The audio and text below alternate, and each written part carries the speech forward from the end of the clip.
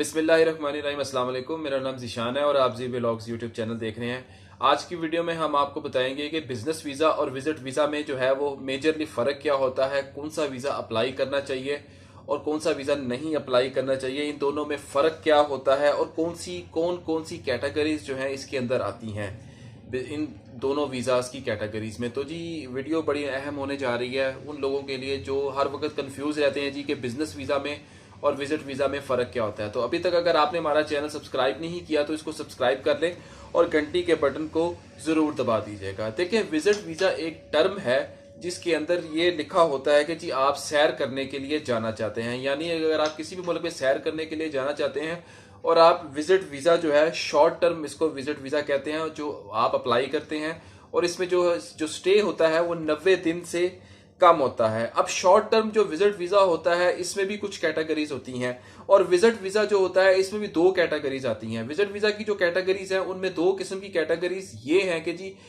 पहली कैटेगरी में जी tourist visa होता है और दूसरी कैटेगरी में जी आप डायरेक्ट विजिट वीजा अप्लाई करते हैं। अब जो टूरिस्ट वीजा जो होता है इसका क्या मतलब होता है, इसकी क्या डेफिनेशन होती है? इससे टूरिस्ट वीजा से मुराद ये है कि जी आप खालिस्तन किसी भी मुल्क में सैर करने की गर्ज से जाना चाहते हैं और आपको किसी ने इनविटेशन नहीं भेजा। तो विजिट टूरिस्ट वीजा जो होता है उसमें ये वीजा तमाम लोग जो है अप्लाई कर सकते हैं। अगर कोई किसी को किसी खास रीजन के तहत बुलाता है और इनविटेशन भेजता है, इसकी मिसाल ऐसे है कि अगर आप फ्रांस जाना चाहते हैं और फ्रांस से कोई शख्स, आपका कोई दोस्त, रिश्तेदार या कोई रिलेटिव वगैरह वगैरह आपको इनवाइट करता है जी, इनविटेशन भेजता है जी कि आप फ्रांस में हमारे पास आएं, 5 से 7 दिन हमारे साथ ठहरें, हमारे घर में गुजारें, तो इस सूरत में ये जो आपका जो वीजा होगा ये टूरिस्ट वीजा नहीं होगा, ये आपका विजिट वीजा कहलाएगा।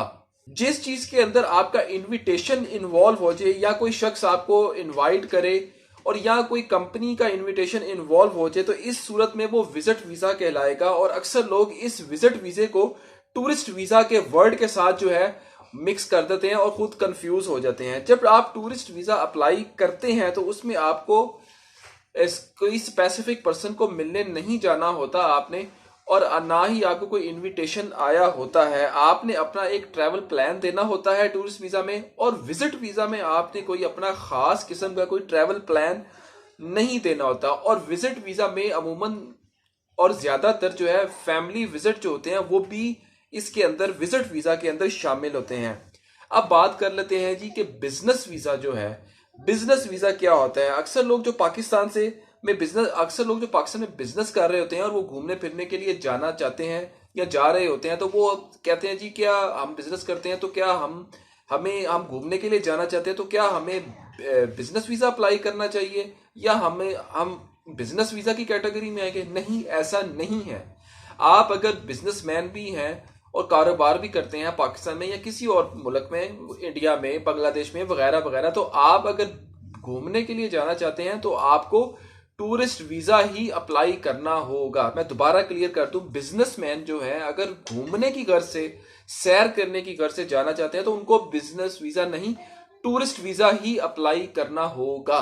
अक्सर कारोबारी हजरात के मुझे मैसेजेस आते हैं कि जी हमारा कारोबार रजिस्टर्ड है, हमारा एनटीएन भी बना हुआ है, हम टैक्स पेयर हैं, हमारी वेल्थ स्टेटमेंट भी है, हमारी चैम्बर ऑफ कॉमर्स के साथ मेंबरशिप भी है, और हम घूमने के लिए जाना चाहते हैं, बरतानिया जाना चाहते हैं, शेंजन जोन में जाना चाहते हैं, तो वगैरह वगैरह, तो क्या हम बिजनेस वीजा अप्लाई करें? नहीं, आपने हमेशा इस सूरत में जो है आपने टूरिस्ट वीजा ही अप्लाई करना है।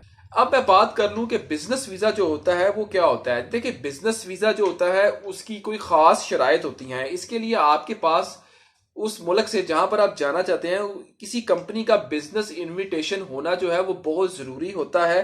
कंपनी आपको वहां से इनवाइट कर रही है मीटिंग के लिए, या कोई चीज आपने वहां जाकर परचेज करनी है, या कोई आपने चीज यहां से ले जाकर अपने मुल्क से वहां पर कोई स्पेसिफिकली सेल करनी है, या आपने कोई अपनी सर्विसेज वहां पर फराहम करनी है। इस सूरत में आप अपना जो है बिजनेस वीजा अप्लाई करेंगे। तो मतलब इस बात का ये हुआ कि बिजनेस वीजा जो होता है वो खालिस्तन बिजनेस एक्टिविटीज को परफॉर्म करने के लिए अप्लाई किया जाता है। इसके अंदर टूरिज्म को आप इन्वॉल्व बिल्कुल नहीं कर सकते। अक्सर लोगों को इनविटेशन आते हैं कि जी हमारे मुल्क में ये जी कॉन्फ्रेंस हो रही है, आप आकर अटेंड करें।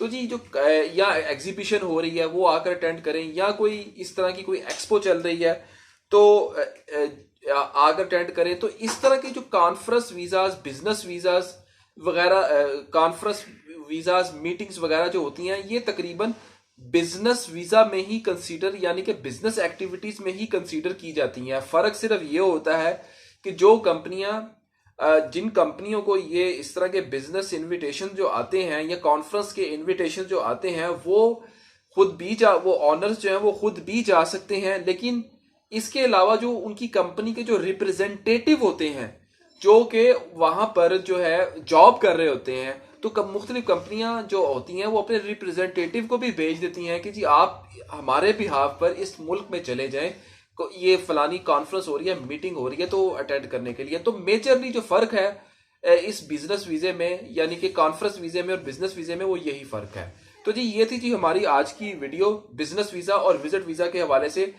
जब भी आपने कोई वीजा अप्लाई करना है तो इस चीज का आपने ध्यान रखना है कि आप आया टूरिस्ट वीजा की कैटेगरी में आते हैं, विजिट वीजा की कैटेगरी में आते हैं, बिजनेस वीजा की कैटेगरी में आते हैं।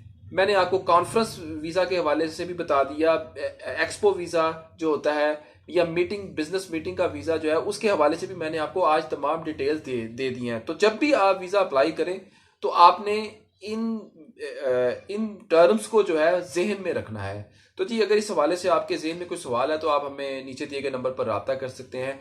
आप हमें व्हाट्सएप पर वॉइस नोट भी भेज सकते हैं। अब तक के लिए इतना ही, बहुत शुक्रिया। अल्लाह हाफिज।